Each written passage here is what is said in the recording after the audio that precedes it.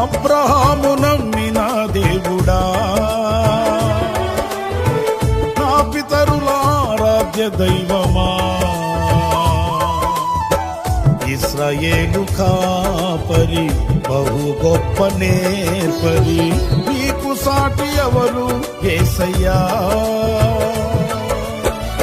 ఇశ్రాయేలు కాపరి బహు గొప్ప నేర్పరి, నీకు సాటి ఎవరు యేసయ్యా.